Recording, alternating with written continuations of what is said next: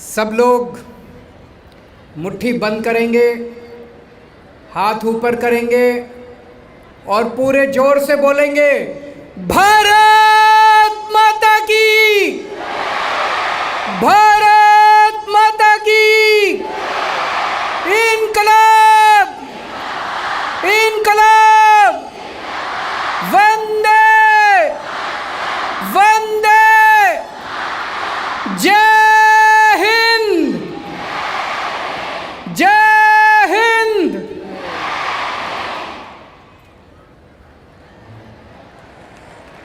आज़ादी के 75 साल सभी देशवासियों को बहुत बहुत मुबारक हो।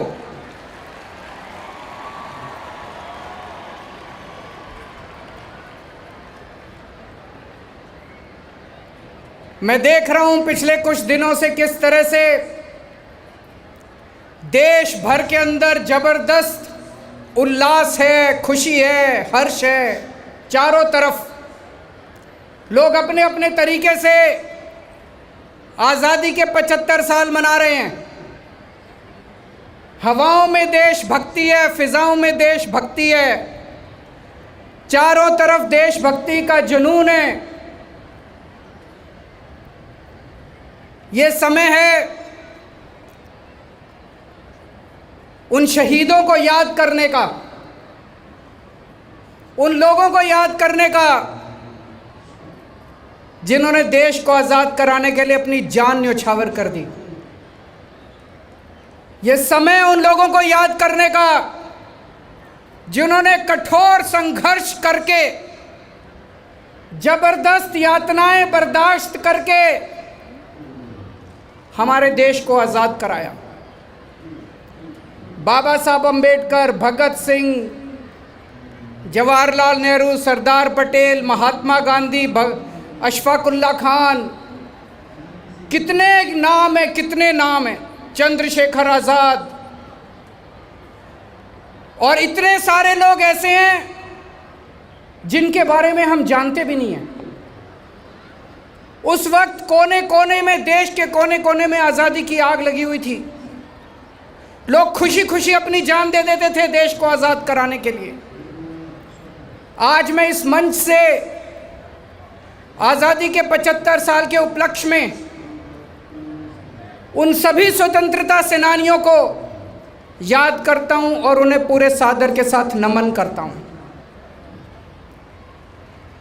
मैं उन सब लोगों को भी याद करता हूं और उन सब लोगों को भी नमन करता हूं जिन्होंने आज़ादी के बाद पिछले 75 साल में देश को आगे बढ़ाने के लिए, देश के विकास के लिए, देश की तरक्की के लिए खूब संघर्ष किया और खूब मेहनत की है। आज़ाद होना एक बात थी, आज़ादी को बरकरार रखना और आगे बढ़ना एक और बात है। पिछले 75 साल में देश ने खूब तरक्की की है, कई क्षेत्रों के अंदर तरक्की की है। उस सब को आज सेलिब्रेट करने का समय है जो हमने तरक्की की। लेकिन इसी मौके पर यह भी सोचने का वक्त है कि आज देश के सामने क्या चुनौतियां हैं और भविष्य में हमें किस दिशा में जाना है। 75 साल किसी भी देश के जीवन में कोई बहुत बड़ा समय नहीं होता, लेकिन बहुत कम समय भी नहीं होता। 75 साल काफ़ी होते हैं। आज इस 75 साल के उपलक्ष्य में, आज़ादी के 75 साल के उपलक्ष्य में कई लोग प्रश्न पूछ रहे हैं, मन में प्रश्न आ रहा है। हम 75 साल पहले आज़ाद हुए, इन 75 सालों में कई और देश हमारे बाद आज़ाद हुए,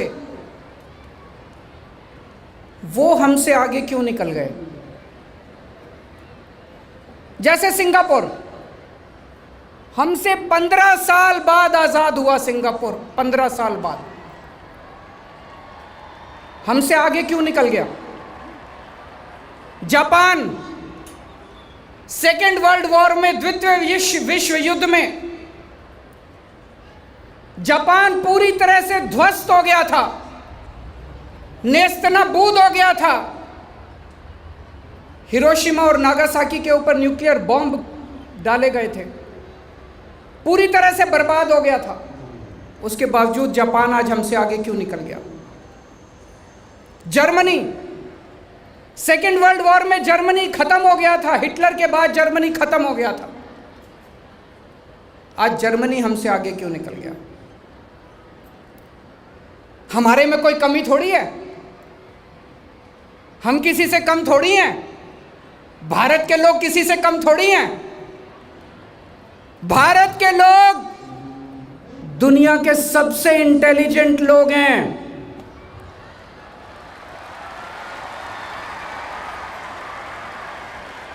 भारत के लोग दुनिया के सबसे मेहनती लोग हैं, सबसे अच्छे लोग हैं, बेस्ट लोग हैं भारत के लोग।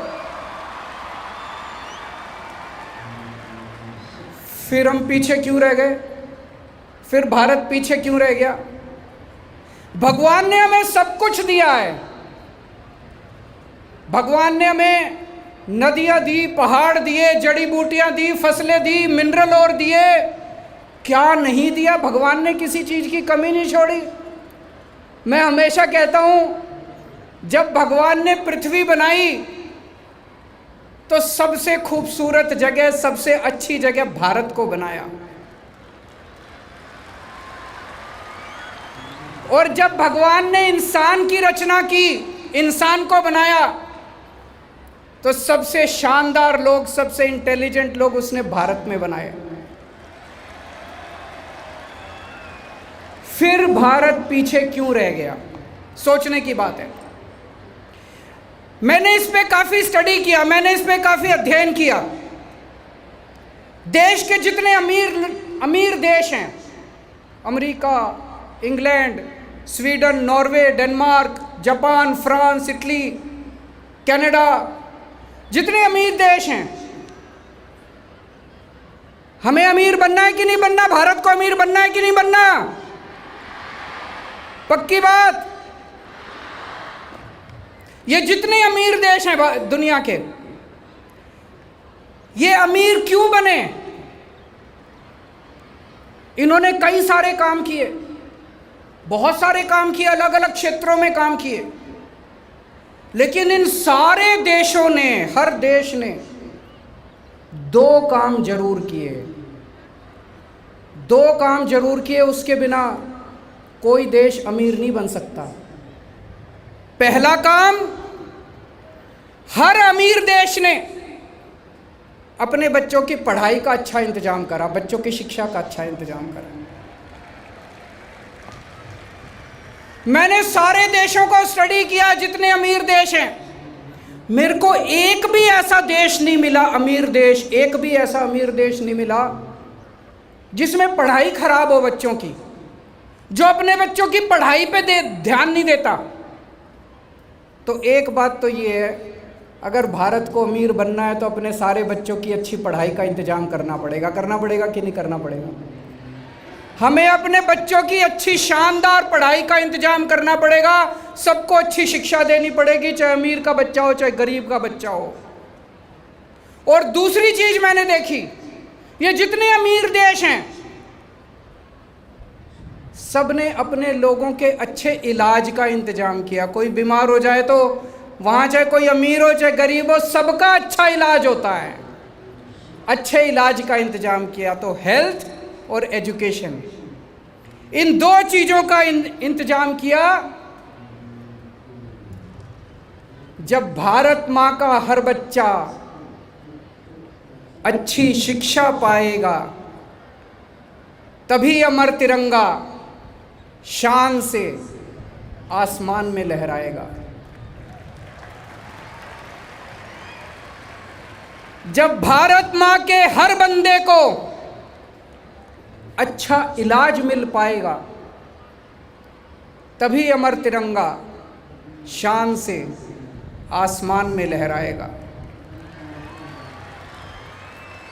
आज हमारे 130 करोड़ लोगों के देश में, हमारे 130 करोड़ लोगों के परिवार में 27 करोड़ बच्चे रोज स्कूलों में पढ़ने जाते हैं। 27 करोड़ बच्चे। इन 27 करोड़ बच्चों में से 10 करोड़ बच्चे प्राइवेट स्कूलों में पढ़ते हैं, 17 करोड़ बच्चे सरकारी स्कूलों में पढ़ते हैं। मैं ये नहीं कह रहा सारे सरकारी स्कूल खराब हैं। देश भर में कई सारे सरकारी स्कूल अच्छे भी हैं, लेकिन हम जानते हैं कि अमूमन बहुत सारे सरकारी स्कूलों का देश भर में बहुत बुरा हाल है। दीवारें टूटी पड़ी हैं, छतें टूटी पड़ी हैं, डेस्क है नहीं, पढ़ाई होती नहीं है, बच्चे आते नहीं हैं। एक गरीब आदमी को बड़ी मजबूरी के अंदर अपने बच्चों को सरकारी स्कूल में भेजना पड़ता है। कोई आदमी अगर थोड़े से पैसे बचा ले तो वो चाहता है मैं अपने बच्चों को सरकारी स्कूल में भेजूं। मैं पूछना चाहता हूं, आज एक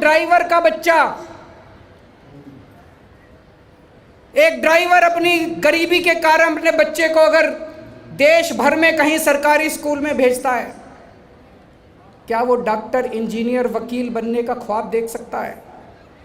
आज एक रिक्शे वाले का बच्चा, आज एक गरीब किसान का बच्चा, आज एक कारपेंटर का बच्चा, आज एक प्लम्बर का बच्चा, आज एक मजदूर का बच्चा अपनी गरीबी के कारण अगर सरकारी स्कूल में कहीं जाता है तो क्या वो डॉक्टर, इंजीनियर, अच्छा कैरियर बनाने का ख्वाब देख सकता है?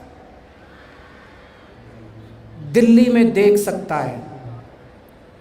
दिल्ली में एक गरीब आदमी का बच्चा भी आज डॉक्टर, इंजीनियर और वकील बनने का ख्वाब देख सकता है। दिल्ली में ये होने लग गया है। दिल्ली के अंदर बहुत बड़ी क्रांति आई है। मैं आपको 2 उदाहरण देता हूं। कुशाल गर्ग 12वीं क्लास का बच्चा है हमारा दिल्ली का। उसके पिताजी कारपेंटर हैं, मुश्किल से 10-12 हज़ार रुपए महीना कमाते हैं। आज से 6-7 साल पहले कुशाल गर्ग बताता है कि मैं सोच भी नहीं सकता था, दिल्ली के सरकारी स्कूलों की भी पहले बहुत बुरी हालत थी, मैं सोच भी नहीं सकता था कि मैं कुछ बनूंगा।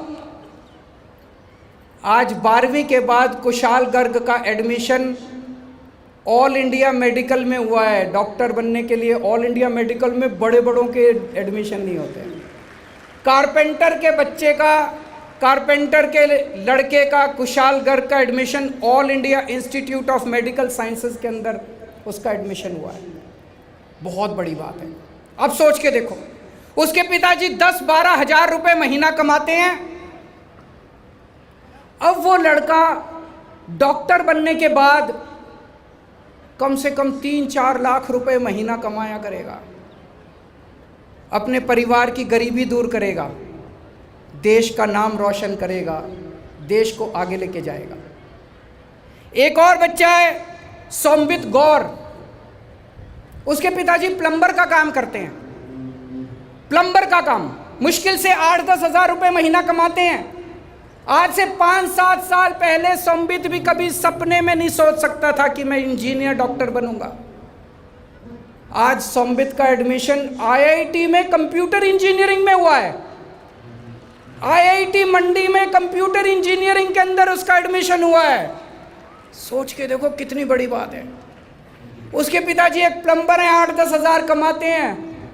अब वो कंप्यूटर इंजीनियर बनने के बाद कम से कम 3-4 लाख रुपए महीने की तनख्वाह पाएगा। संबित अपने परिवार की गरीबी दूर करेगा, देश का विकास करेगा, देश का नाम रोशन करेगा।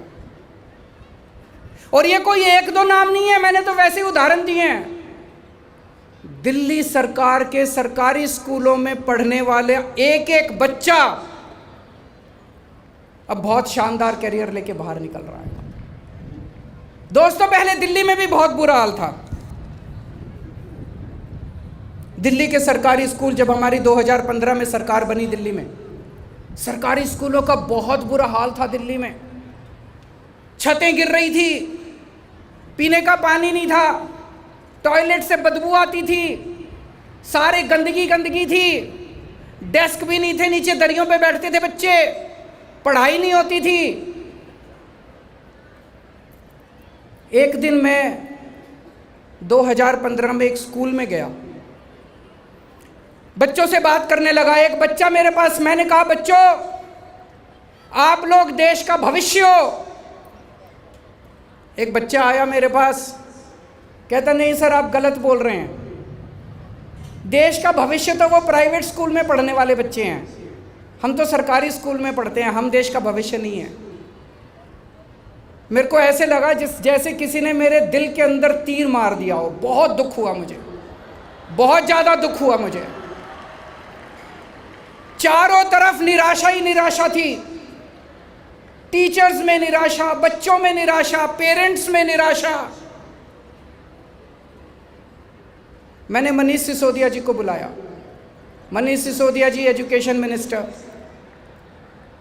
मैंने उनका कहा मनीष जी आप एक पूरा प्लान बनाइए, हमें सबसे पहली तवज्जो शिक्षा को देनी है।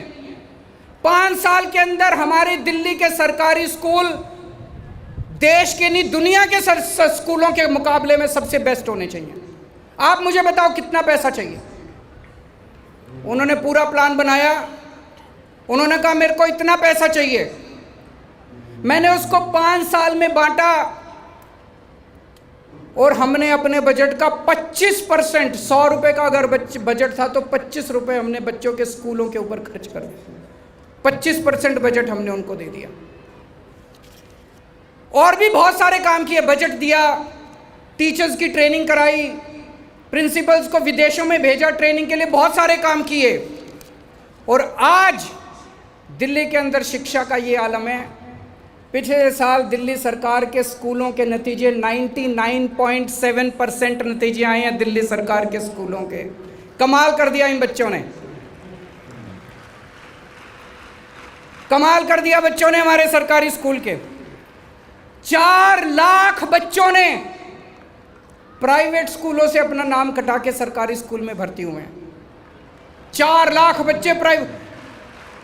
इसका मतलब अब केवल गरीबों के बच्चे नहीं आ रहे स्कूलों में, सरकारी स्कूलों में, अब पैसे वाले भी अपने बच्चों को सरकारी स्कूलों में भेज रहे हैं। इसका मतलब सरकारी स्कूल बड़े शानदार हो गए।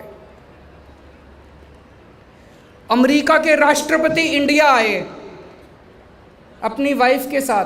डोनाल्ड ट्रंप साहब जब अमेरिका के राष्ट्रपति होते थे, जब वो इंडिया आए, उनकी वाइफ मिलेनिया ट्रंप दिल्ली सरकार का स्कूल देखने के लिए हमारे स्कूल में गई थी।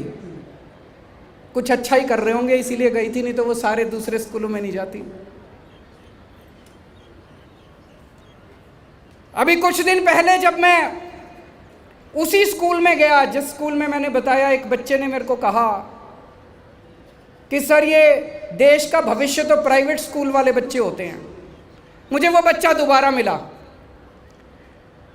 कहता सर अब लगने लगा है कि देश का भविष्य हम भी हैं, देश का भविष्य सरकारी स्कूल के बच्चे भी हैं। आज दिल्ली के स्कूलों के अंदर जो ऊर्जा है, जो पॉजिटिव एनर्जी है, जबरदस्त पॉजिटिव एनर्जी है। 18 लाख बच्चे दिल्ली के सरकारी स्कूलों में पढ़ते हैं। 60,000 टीचर्स और उनके परिवार, 50 लाख लोग मिलकर दिल्ली को आगे बढ़ा रहे हैं। 50 लाख लोग, उनके माँ बाप, बच्चे, टीचर्स, इनके सबके परिवार, चारों तरफ खुशी खुशी है, चारों तरफ पॉजिटिव एनर्जी है। और ये कारनामा केजरीवाल ने और मनीष सिसोदिया ने नहीं किया, ये किया हमारे पेरेंट्स ने, हमारे बच्चों ने, हमारे टीचर्स ने, हमारे प्रिंसिपल्स ने। उन सबको बहुत बहुत बधाई। ये करिश्मा अब देश में भी हो सकता है, पूरे देश में हो सकता है। हमारे देश के सरकारी स्कूलों में जो 17 करोड़ बच्चे पढ़ रहे हैं, आज जिन 17 करोड़ बच्चों का भविष्य का कुछ नहीं पता, आज उन 17 करोड़ बच्चों का भविष्य अंधकार में है। ये 17 करोड़ बच्चों का भविष्य भी जगमगा सकता है, ये भी आगे बढ़ सकते हैं। दिल्ली ने करके दिखाया, जैसे दिल्ली ने करके दिखाया ऐसे पूरे देश के अंदर रोशनी आ सकती है।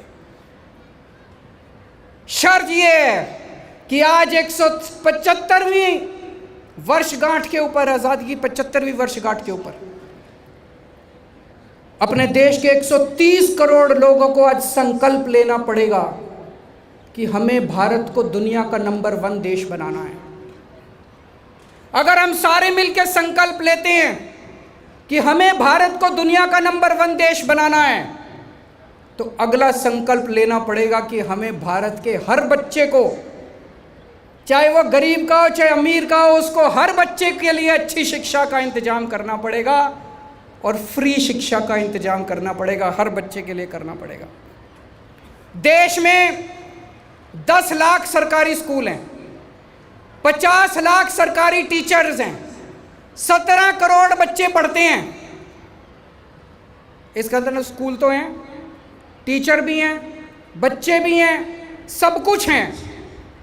सिस्टम खराब है।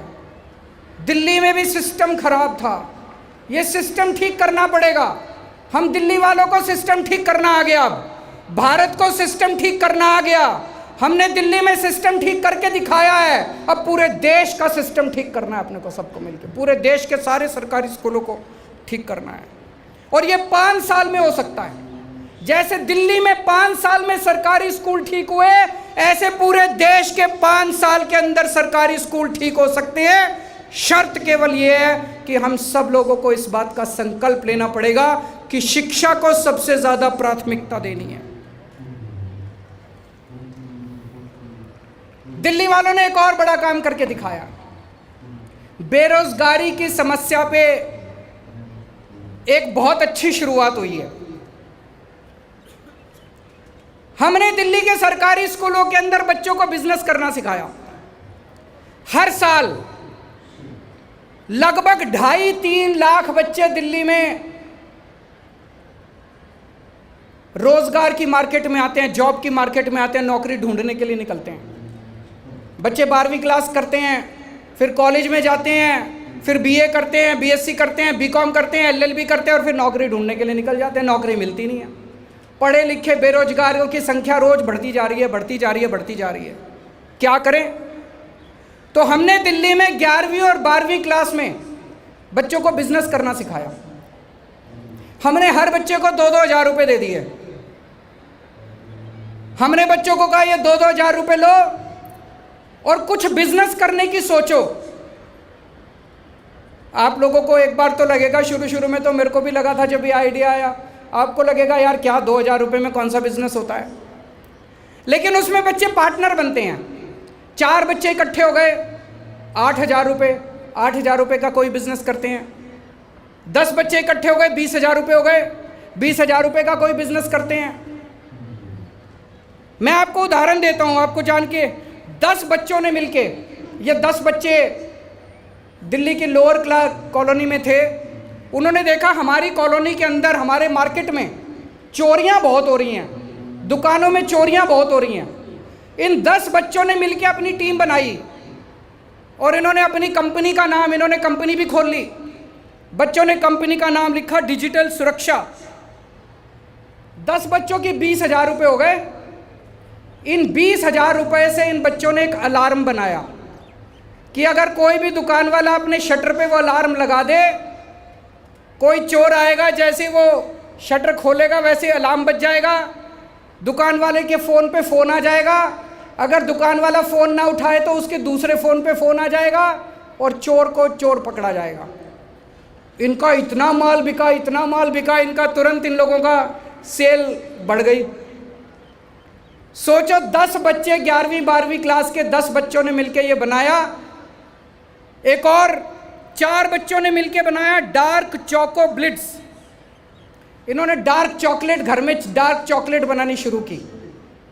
4 बच्चे मतलब 8 हज़ार रुपये में 1.5 लाख रुपए की चॉकलेट बेच चुके हैं ये फेसबुक व्हाट्सएप अपने दोस्तों को इधर उधर मॉल में जाके। और अब इन्होंने अपनी कंपनी रजिस्टर करा ली, जीएसटी नंबर ले लिया, एमएसएमई का लाइसेंस ले लिया और अब अपना दूसरा प्रोडक्ट लाइन शुरू कर रहे हैं। 11वीं 12वीं के बच्चे, सोच के देखो। आज आप दिल्ली के सरकारी स्कूलों के 12वीं क्लास के बच्चों से बात करके देखो, एक भी बच्चा आपको ये नहीं मिलेगा जो कहेगा जी मैं स्कूल से कॉलेज से निकल के नौकरी ढूंढूंगा। हर बच्चा कहेगा जी मैं अपना बिजनेस करूँगा, मैं अपना धंधा करूँगा। बहुत बड़ी बात है। आप सोचो कि अगर 2.5 लाख बच्चों ने बिजनेस करना चालू कर दिया, एक तो ये 2.5 लाख बच्चे नौकरी नहीं ढूंढेंगे और हर बच्चा कम से कम 3-4 को तो नौकरी देगा। मेरे को एक और बच्चा मिला, एक दिन एक स्कूल में गया, कहता है सर जब मैं 10वीं क्लास में था मेरे को बड़ी टेंशन होती थी, मैं पढ़ाई में बहुत ख़राब था, रात रात को नींद नहीं आती थी, मेरे को नौकरी नहीं मिलेगी, मेरे को नौकरी नहीं मिलेगी, मैं पढ़ाई में बहुत ख़राब हूँ। कहता है जब से आपने ये बिज़नेस क्लास शुरू करी है, कहता अब मेरे को टेंशन नहीं है, पढ़ाई में नंबर आए नहीं आए, अब मैं धंधा कर लूँगा, अब मैं पास आउट होने के बाद मेरे को कोई टेंशन नहीं है। सोचो हमारे देश के अंदर हर साल लगभग 1.5 से 2 करोड़ बच्चे नौकरी लेने के लिए मार्केट में निकलते हैं, जॉब्स मार्केट में निकलते हैं। अगर इन सब बच्चों को हम बिजनेस करना सिखा दें तो मुझे उम्मीद है 3 से 4 साल के अंदर हम अपनी बेरोजगारी की समस्या को दूर कर सकते हैं।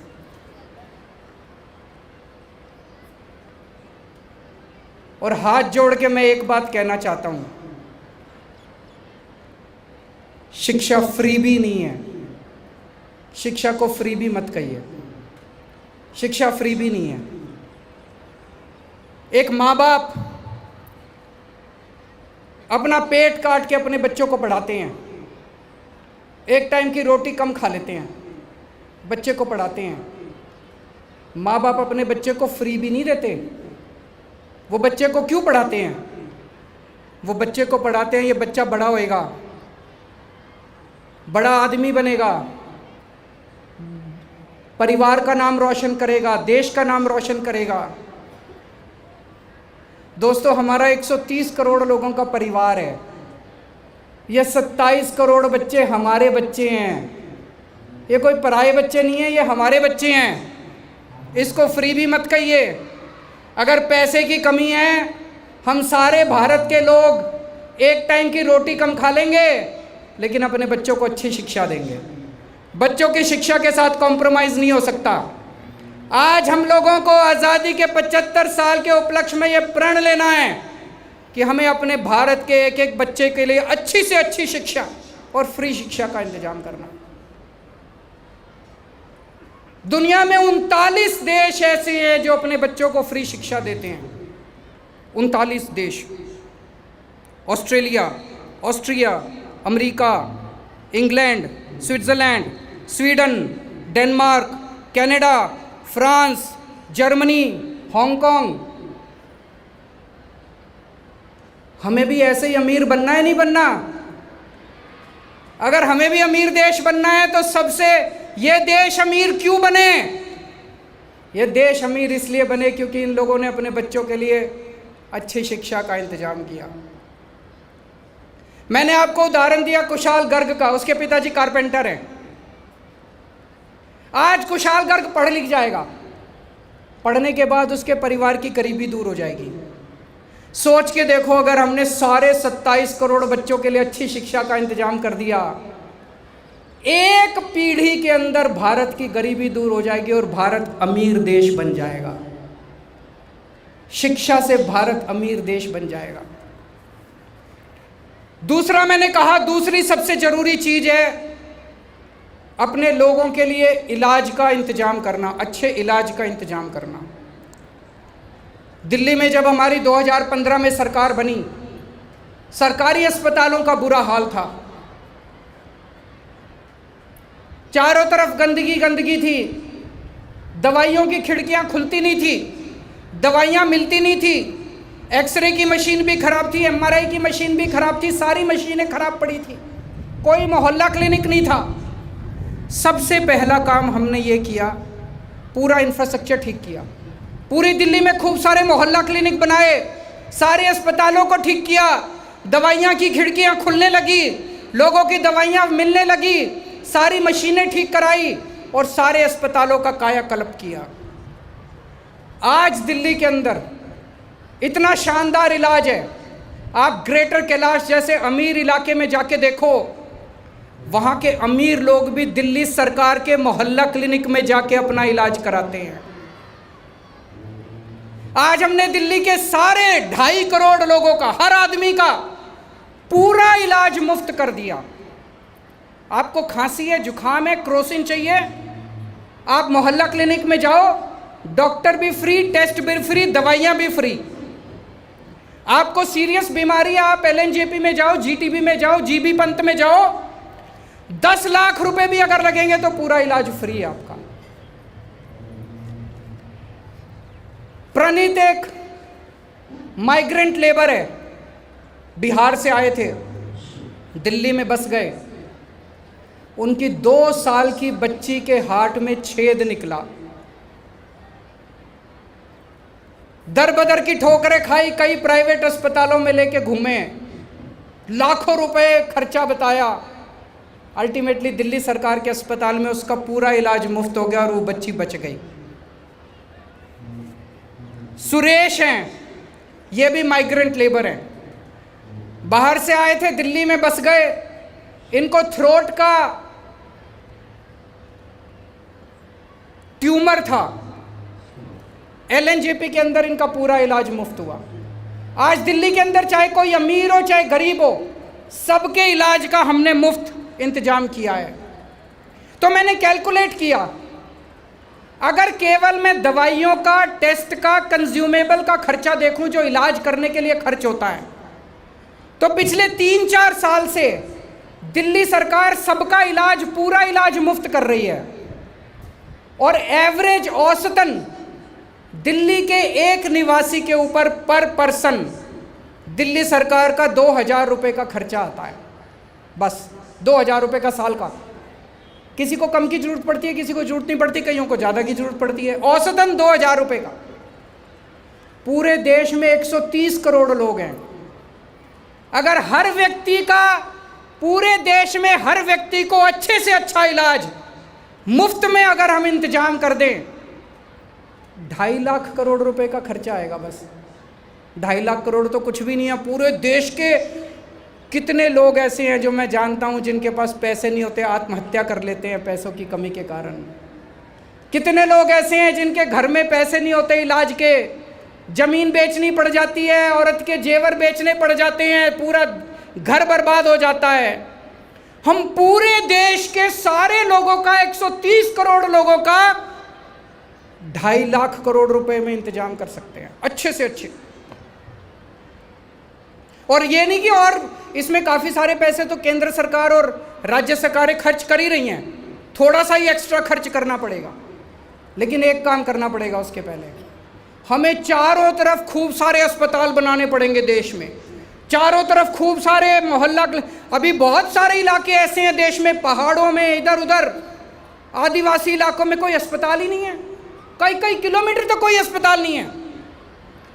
और कई जगह मैं देखता हूं कि इंश्योरेंस करा देते हैं कि ये लो इतने लाख रुपए का तुम्हारा 5 लाख का इंश्योरेंस।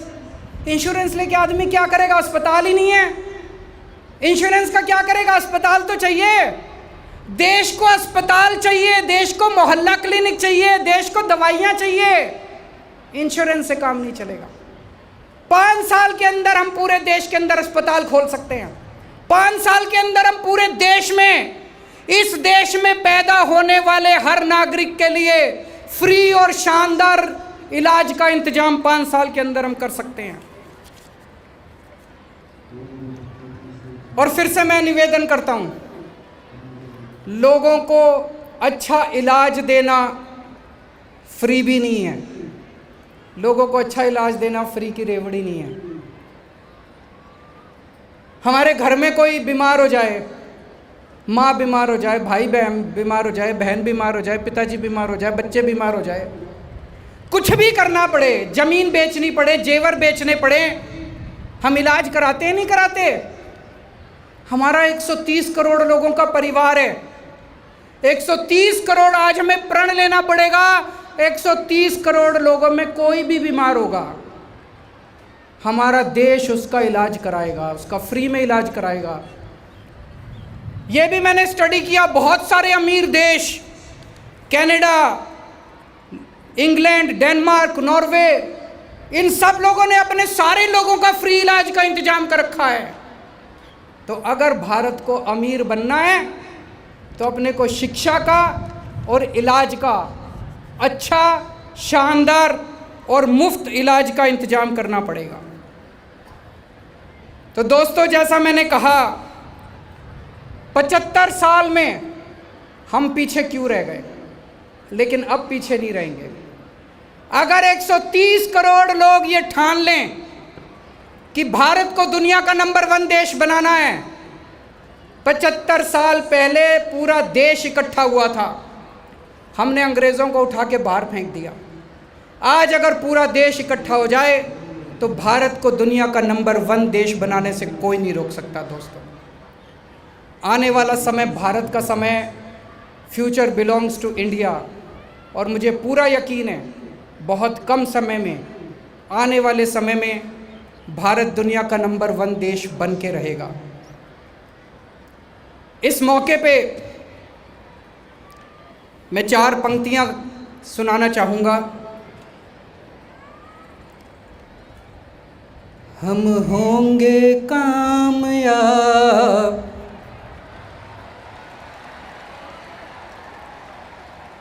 हम होंगे कामयाब, हम होंगे कामयाब एक दिन। हो मन में है विश्वास, पूरा है विश्वास, हम होंगे कामयाब एक दिन। होगी शांति चारों ओर, होगी शांति चारों ओर, होगी शांति चारों ओर एक दिन।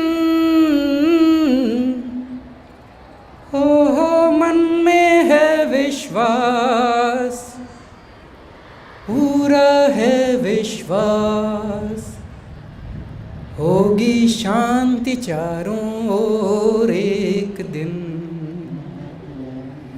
हम चलेंगे साथ साथ, डाले हाथों में हाथ, हम चलेंगे साथ साथ एक दिन। हो मन में है विश्वास, पूरा है विश्वास, हम चलेंगे साथ साथ एक दिन। भारत माता की, भारत माता की, इनकलाब, इनकलाब।